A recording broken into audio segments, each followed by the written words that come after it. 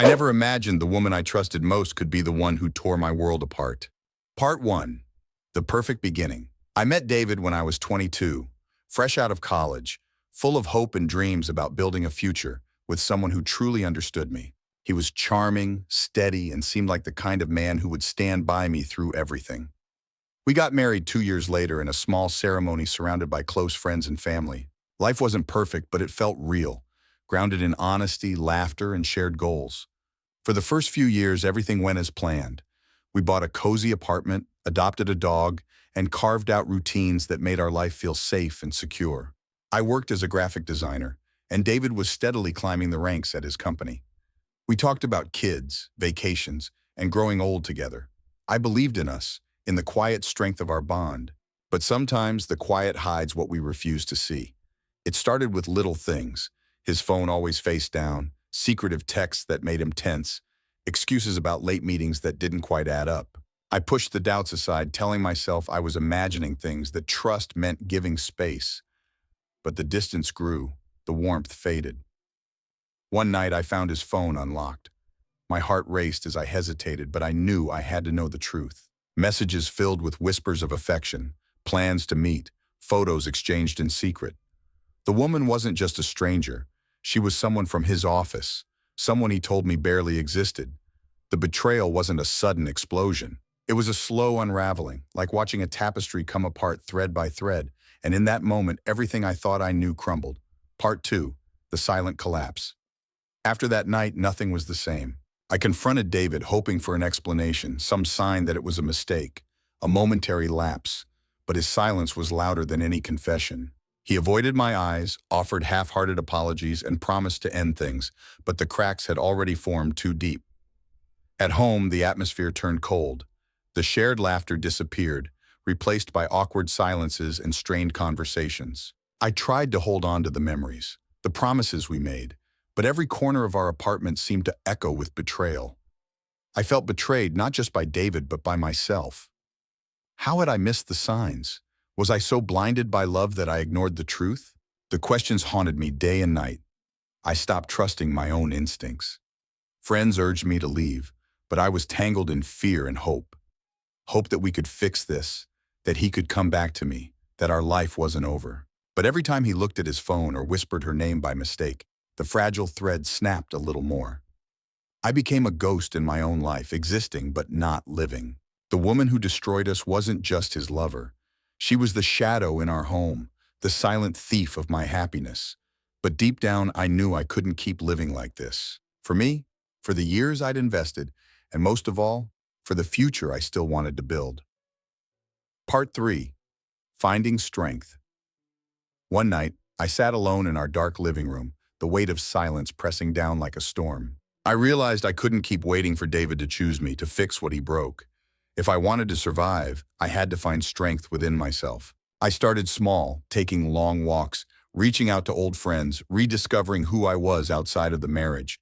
Each step was painful but necessary. I joined a support group where I met women who had faced betrayal and lived to tell the tale. Their stories gave me hope.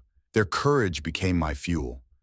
David tried to reach out, but I was no longer the same woman. I listened, but I guarded my heart. Forgiveness was not a quick fix.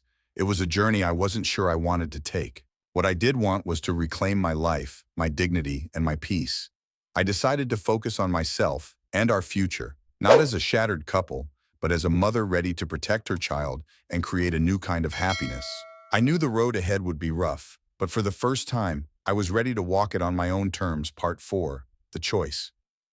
As weeks turned into months, the distance between David and me became undeniable. The man I once loved was now a stranger, and my heart was learning to live without him. I faced the hardest decision of my life, to fight for a broken marriage or to walk away and build a new beginning. I asked myself what love really meant. Was it endless forgiveness or knowing when enough is enough? The late nights filled with doubts slowly gave way to clarity. I realized my daughter deserved a home filled with honesty and strength, not secrets and pain. When I finally told David I was leaving, the silence broke. It wasn't dramatic or angry, just quiet acceptance. The years of trust and love didn't vanish overnight, but I understood that some wounds can't heal together. Walking away wasn't failure, it was survival. It was choosing myself and my child over a love that no longer held us both. Part 5. Rebuilding leaving wasn't easy. The first nights in the empty apartment felt like echoes of a life I once dreamed of but no longer recognized. There were moments when loneliness crept in, and doubts whispered cruel questions. Was I strong enough? Would I be enough? But every morning, I woke with a resolve that surprised me. I wasn't just rebuilding a home. I was rebuilding myself. I focused on my daughter's laughter, her small hands clutching mine, and the promise that our future could be different. Friends stepped in when I needed support, and therapy helped me untangle the knot of betrayal and grief inside me. Slowly, I found joy in the small things again. Quiet mornings with coffee, walks in the park, and the peace of a bedtime story told without fear. I learned that healing isn't linear. Some days are harder than others, but each step forward is a victory. I was no longer defined by his betrayal, but by my courage to start anew. Part 6. Finding Strength. Months passed, and the pain that once felt unbearable softened into a quiet strength.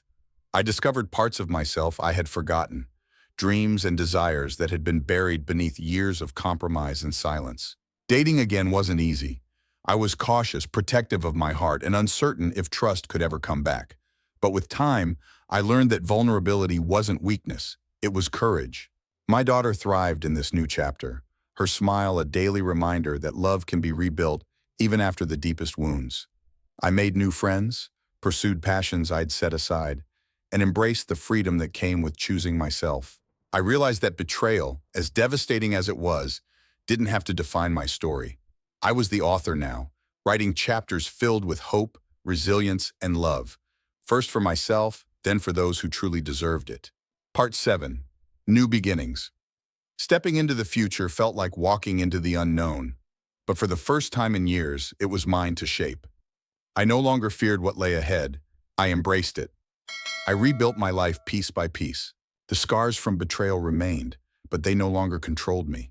Instead, they reminded me of my strength and resilience.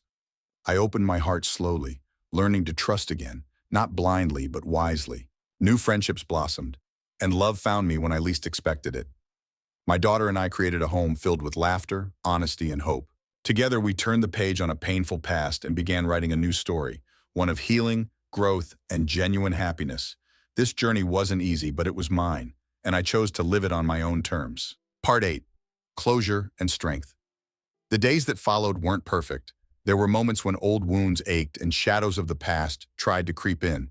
But each time they did, I reminded myself how far I'd come. I confronted him one last time, not to argue, but to free myself from the chains of anger and hurt. His apologies were empty, but they no longer mattered. I had found closure within myself. I surrounded myself with people who lifted me up, friends who saw my worth and never doubted it. I found peace in the small things, morning sunlight, my daughter's laughter, the quiet strength of living authentically. I learned that betrayal doesn't define you, how you rise from it does. My story was no longer about heartbreak. It was about courage, reclaiming my life, and the unbreakable bond between a mother and her child. The past would always be a part of me, but it no longer held the power to control my future. I was free.